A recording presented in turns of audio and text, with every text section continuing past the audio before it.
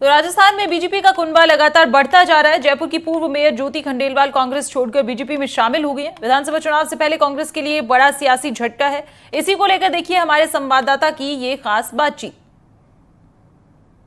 BJP में कुनबा बढ़ता जा रहा है। अभी जिस तरीके से आज बीजेपी के अंदर ज्योति खंडेलवाल हैं, जो कि जयपुर की पूर्व मेयर भी रही हैं, उनसे हम बात करेंगे। मैम, आपने बीजेपी ज्वाइन की है, क्या वजह रही जिसकी वजह से कांग्रेस छोड़ के आप बीजेपी में आए? देखिए, लगातार वहाँ पे कार्य जो पार्टी के लिए समर्पित कार्यकर्ता, निष्ठा और ईमानदारी से पार्टी की मजबूती के लिए जो कार्यकर्ता काम करता है, उसकी अनदेखी जो है वो लगातार पार्टी में हो रही है। और सब कुछ आला कमान के सामने हो रहा है, लेकिन आला कमान के द्वारा कोई एक्शन नहीं लिया जा रहा, बल्कि कहीं ना कहीं कॉम्प्रोमाइज़ किया जा रहा है। और फिर हम देख रहे हैं राजस्थान में जिस तरह से महिलाओं के दुष्कर्म के केसेस लगातार बढ़ रहे हैं। युवा जो है वो विश्वासघात का शिकार हुआ है, वो अपने आप को ठगा हुआ महसूस कर रहा है। एक भ्रष्टाचार और आखंड जो है वो विधायक और मंत्रियों में दिखाई दे रहा है, सामने आ रहा है। तो ये सब जो कारण है, उसने ये एक पीड़ा जो है वो दी है। और ये विश्वास के साथ कि बीजेपी के एक मजबूत नेतृत्व आदरणीय प्रधानमंत्री मोदी जी के रूप में जो है वो यहाँ पर है, जो कार्यकर्ताओं की हौसला अफजाई भी करता है और देश को पूरे विश्व के सामने मजबूती से रखने का काम भी करता है।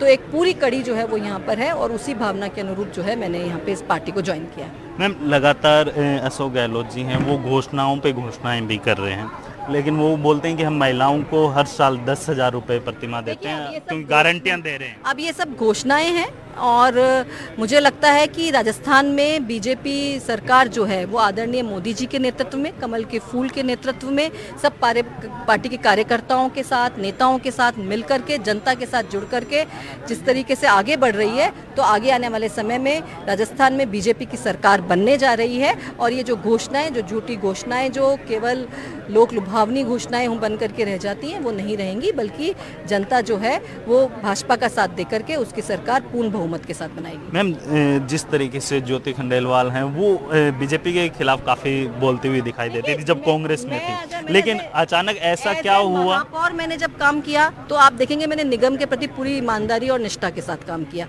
उसका करप्शन कैसे खत्म हो, कैसे निगम आगे बढ़ सके, कैसे जनता के काम कर सके, उस रूप मैं कांग्रेस पार्टी में रही तो मैंने वहाँ भी पार्टी की पूरी निष्ठा और ईमानदारी के साथ काम किया। पार्टी कैसे मजबूत बने, कैसे मैं पार्टी में अपनी भागीदारी निभा सकूं, उसके अनुरूप काम किया। और अब मैं अगर भारतीय जनता पार्टी के साथ जुड़ी हूं तो यहाँ भी एक मजबूत नेतृत्व के साथ जो देश को आगे बढ़ाने का काम कर रहा है। आदरणीय नरेंद्र मोदी जी जो सेलिब्रेट करते हैं युवाओं की हर अचीवमेंट को, वो एक मौका देते हैं युवाओं को आगे बढ़ने का, एक माहौल देते हैं, प्रोत्साहन देते हैं सबको साथ लेकर के चलने का। तो जिसके साथ जुड़ी हूं उसके साथ भी उतनी पूरी निष्ठा और ईमानदारी से आप काम करते हुए देखेंगे। मैम, एक सवाल और, जिस तरीके से सचिन पायलट और अशोक गहलोत के बीच में जो तनातनी का माहौल था, उसमें आपने भी देखा होगा कि अब जो कांग्रेस है वो किस तरीके से देखते हैं, क्योंकि लगातार वो अपनी सरकार बनाने पार्टी के लिए काम करती थी। मैंने पहले भी पार्टी के लिए काम किया है, मजबूती से काम किया है, सबके साथ काम किया है। जहां पार्टी ने मुझे जो जिम्मेदारी दी उसे मैंने पूरी तरीके से निभाया है। लेकिन उसके बावजूद अगर आपको यही सहन करना पड़े कि ये गुट वो गुट, आप इस गुट के हो, इधर नहीं हो, आप इस नेता के साथ नहीं जुड़े हुए हो, इस नेता जुड़े हुए तो शायद आपका गलत सही सब जायज हो जाता, सब सही हो जाता। तो ये सब चीजें ही जो हैं वो जो कार्यकर्ता को पीड़ा देती हैं। तो कहने का मतलब है कांग्रेस आज भी गुटबाजी में बंटी हुई? बिल्कुल, एक गुटबाजी में है। कार्यकर्ताओं की अनदेखी उपेक्षा को आला कमान देख रहा है और देखने के बावजूद उस पर कुछ एक्शन नहीं हो रहा है। तो ये कमजोर नेतृत्व को दर्शाता है।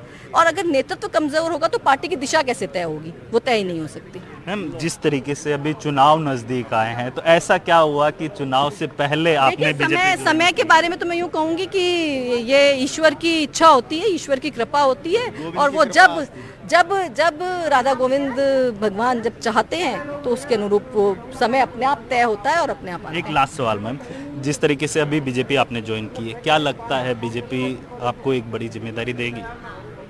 मुझे जो भी जिम्मेदारी देगी, बड़ी छोटी, कार्यकर्ता के रूप में काम करने की, प्रचार की, बीजेपी की कार्यप्रणाली को आगे बढ़ाने की, जो भी जहां भी जैसी भी जिम्मेदारी देगी उसके साथ मैं पूरी ईमानदारी के साथ काम करूंगी।